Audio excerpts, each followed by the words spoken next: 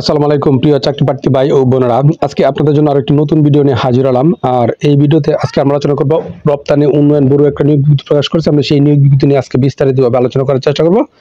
তো আপনারা ধৈর্য সহকারে সম্পূর্ণ ভিডিওটা দেখলে আশা করি অবশ্যই উপকৃত হবেন। তো বিজ্ঞপ্তি প্রকাশ করেছে 13 এপ্রিল 2025 এবং বিজ্ঞপ্তি তারা কি বলছে দেখেন। রপ্তানি উন্নয়ন ব্যুরো নিম্নলিখিত পদসমূহে সরাসরি নিয়োগের জন্য পদের পাশে বর্ণিত শর্তে বাংলাদেশের প্রকৃত নাগরিকদের নিকটে তারা অনলাইন দরখাস্ত আহ্বান করতেছে। এখানে অনলাইন ভিত্তিতে তারা কোনো দরখাস্ত গ্রহণ করবে না। এখানে টোটালি আপনার 14টি পদে তারা 44 জন লোক টিবে।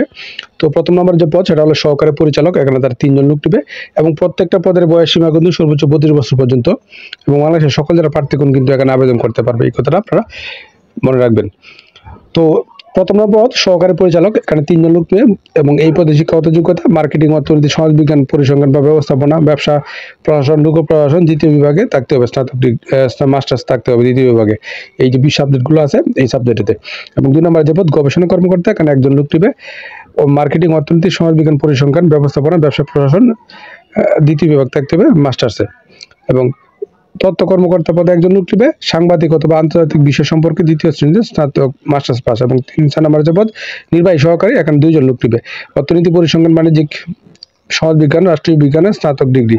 এবং তদন্তকারী পদে 2 জন নিবে অর্থনীতি, পরিসংখ্যান, বাণিজ্যিক অথবা অঙ্ক বা সমাজবিজ্ঞানের স্নাতক ডিগ্রি থাকতে হবে। এবং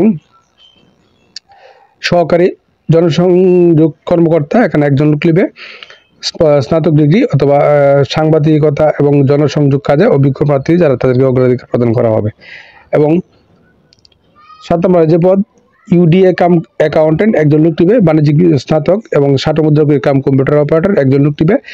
এবং এই পদের জন্য আপনার কোনো শিক্ষিত বিশ্ববিদ্যালয়তে স্নাতক পাস এবং ষাটলিপিতে গতি থাকতে হবে বাংলায়, প্রতিটা বাংলায় থাকতে হবে আপনার 70, বাংলায় থাকতে হবে 30 এবং ইংরেজিতে 70 এবং মুদ্রা করে ক্ষেত্রে বাংলায় 25, ইংরেজিতে 45 শব্দ থাকতে হবে।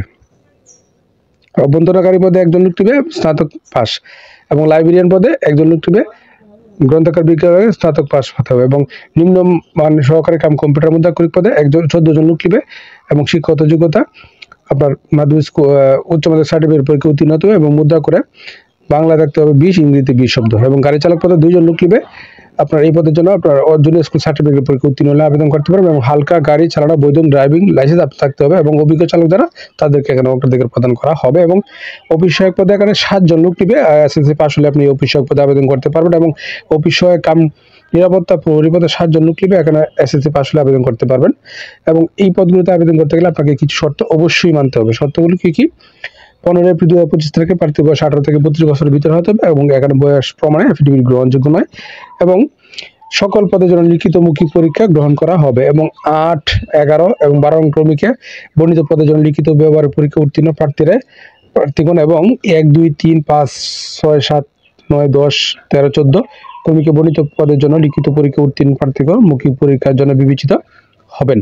এবং মৌখিক পরীক্ষার সময় আপনার সকল সনদপত্র মূল প্রদর্শন পূর্বক পূরণকৃত অ্যাপ্লিকেশন কপি সহ সকল সনদের সত্যায়িত ফটোকপি দাখিল করতে হবে। এছাড়া স্থায়ী ঠিকানার প্রমাণক হিসেবে ইউনিয়ন পরিষদ কর্তৃক সনদপত্র দাখিল করতে হবে। মুক্তিযোদ্ধা কোটা এবং ক্ষুদ্র নিগোষ্ঠী শারীরিক প্রতিবন্ধী ক্ষেত্রে কর্তৃপক্ষ কর্তৃক উপযুক্ত আপনার সনদ দাখিল করতে হবে। এবং এছাড়াও আরও অনেকগুলো শর্ত দেওয়া আছে, আপনার সবগুলো শর্ত বুঝে শুনে তারপর আবেদন করবেন। এবং আবেদন করার জন্য আপনাকে এই ওয়েবসাইটে প্রবেশ করতে হবে।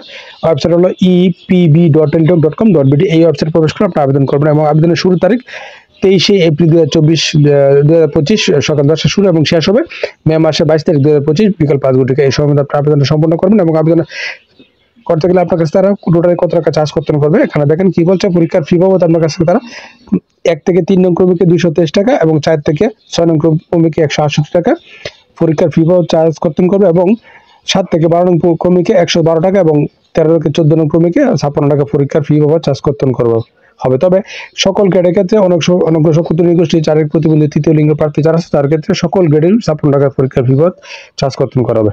তো আশা করি বিষয়টা বুঝতে পারছেন। আপনারা নিয়োগটার সম্পর্কে খোঁজখবর নেবেন, সত্যমিতা যাচাই করে তারপরে বুঝে শুনে নির্ধারিত আবেদন করবেন। আর প্রতিদিন আপডেট হবে চাকরি খবর অবশ্যই আমার চ্যানেল আর ফেসবুক পেজের সঙ্গে থাকবেন।